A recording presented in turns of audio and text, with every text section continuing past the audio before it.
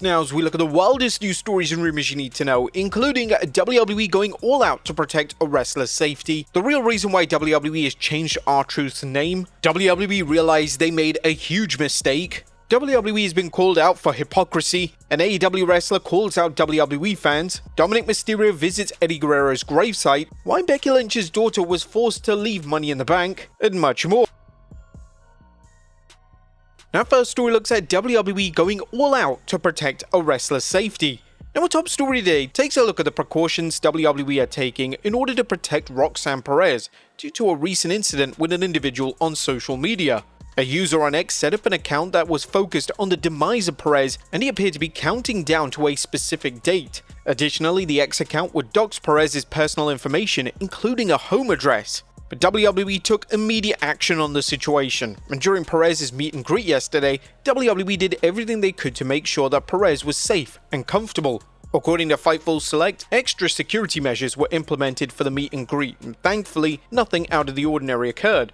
Additionally, fans who attended the meet and greet have offered insight into the extra security provided by WWE, with one user on X stating, "Roxanne had a meet and greet today. She had security, all fans were patted down and no touching. They're taking proper measures to keep her protected." This is without a doubt the right policy to take, and it's somewhat of a surprise that WWE even allowed the scheduled event to go ahead. However, with that being said, Perez was likely heavily influenced in the meet and greet going ahead, and it wouldn't come as a surprise if she was of the belief that it was unfair if genuine fans missed out due to the actions of one unstable individual on social media. The account has now been banned by Twitter. Let's hope the platform doesn't give any other sickos some satisfaction. Next up, the real reason why WWE have changed R-Truth's name.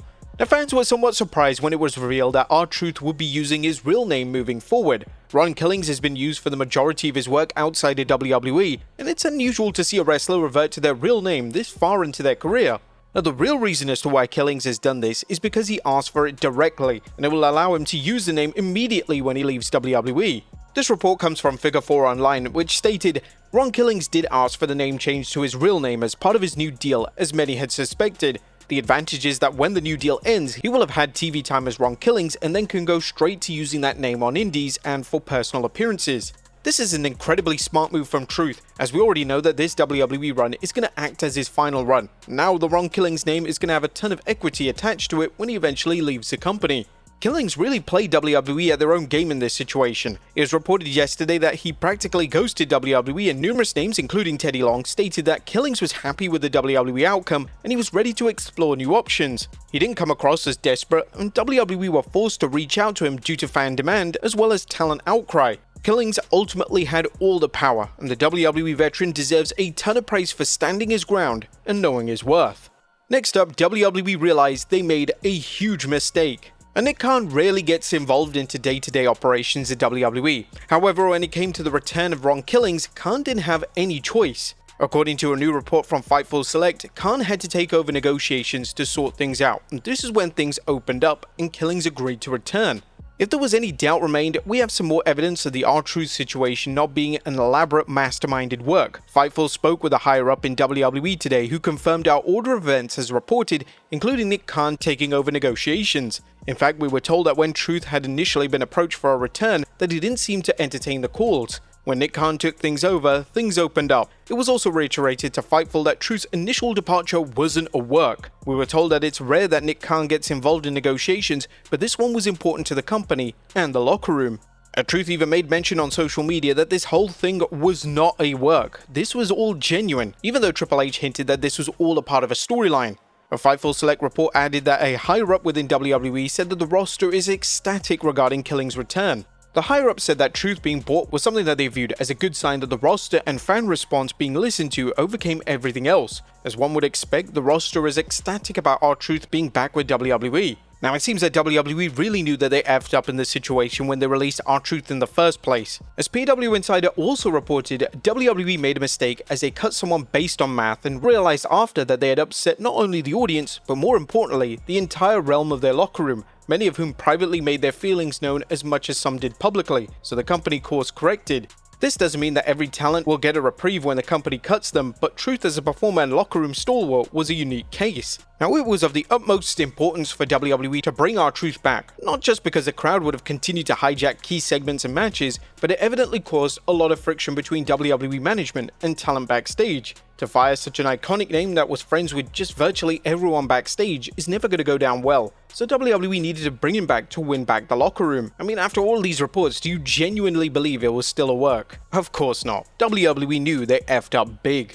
Next up, an AEW name calls out WWE fans. There are still a number of fans who believe that WWE worked the audience with Ron Killings' return. Even though it's been confirmed by numerous sources, as well as Killings himself, that the angle wasn't a work, some fans are still adamant that WWE firing Truth was just a storyline. AEW star Ricochet has lashed out at these fans on X this past weekend, and he compared these types of fans to mental patients. I remember when Tony changed Mina's music back to original music and fans shit on him saying, Tony lets the fans make decisions. But now when an entire company hires someone back, it's, oh, we got worked.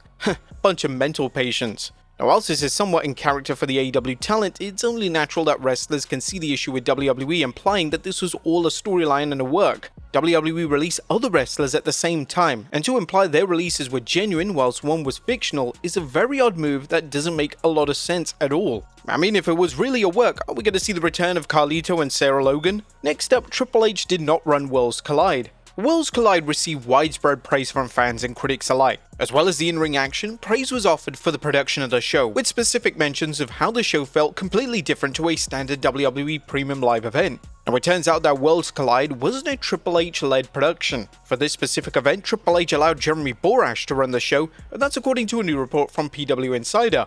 As some readers have already summarized based on the video packages, last night's WWE Worlds Collide was a Jeremy Borash production. PWInsider.com is told that Borash was running all aspects of the live broadcast yesterday. Now, a lot of fans will know Borash or JB from his days in TNA, but he has actually been signed to a WWE contract since 2018 now. Borash does a lot of work in NXT alongside Shawn Michaels, and his current title is Senior Director of Content and Development. It's great to see WWE giving a different name the opportunity to run a huge show like this. Triple H has been criticized for doing too much when it comes to running WWE, especially with them having major events every 2 weeks. Triple H and WWE as a company putting their trust into a name such as Borash will definitely help reduce the workload for the game and may help overall consistency of the main roster product. Next up, WWE called out for its hypocrisy. A former WWE star, Odyssey Jones, has called out WWE in a big way.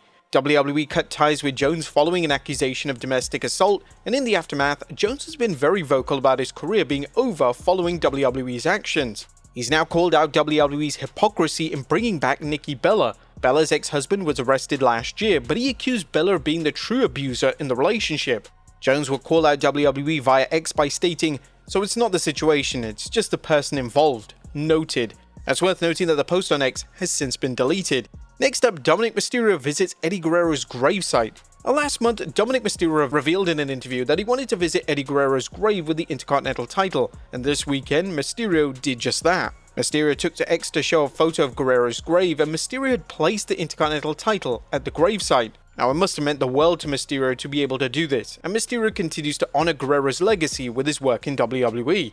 Next up, why Becky Lynch's daughter was forced to leave Money in the Bank. Becky Lynch successfully captured the Women's Intercontinental title at Money in the Bank, and it was supposed to be a special night for her, as her daughter was watching on in the crowd for the first time. But sadly, due to the crowd chanting "Becky sucks" at her mom, her daughter got upset and she had to get up and leave ringside, going backstage. Speaking at the post-Money in the Bank press conference, Lynch would add, "My baby was so happy when I came out. She was so happy. She knew her mama was going to do this. She knew her mama was going to take this home. She was so excited. She's really getting into wrestling and she could take the cheap shots from Lyra. She could take me getting the cheap shots. She could take me getting a little beat up. She could take that. But what she could not take was the disrespect from the LA crowd. Everybody chanting Becky sucks. She could not take that. That made my baby cry. She had to walk out of here. She didn't even see me win the championship. She didn't even see Lyra raise my hand. Disrespect. The disrespect." Lynch turning this into an angle and having another kayfabe reason to dislike the fans is a fantastic touch, and as always, Lynch is on the top of her game as a heel in WWE. And finally, is WWE pushing Mr. Iguana? Our final story today takes a look at the potential of the WWE pushing Mr. Iguana on WWE television. Mr. Iguana took the world by storm with his appearance at Worlds Collide, and now fans are urging WWE to use him on television. Thankfully, it does look like this is on the horizon, as according to a new report from Fightful Select, one source in NXT stated that they will be pushing for him to make future appearances. We're told that the reaction to Mr. Iguana at Worlds Collide internally was, "We have to get him to the Intuit Dome for a Money in the Bank appearance," and that the reaction from the crowd didn't disappoint. There was also a lot of praise for his general performance, translating well to social media, with one NXT source indicating to Sean Ross Sapp that they will be pushing for him to make appearances. Fightful Select also adds that Mr. Iguana's merchandise sold extremely well. There are now internal discussions on creating new merch for him, including the feasibility of producing iguana puppets. Mr. Iguana is destined to be a surefire hit on the main roster, especially with the younger demographic.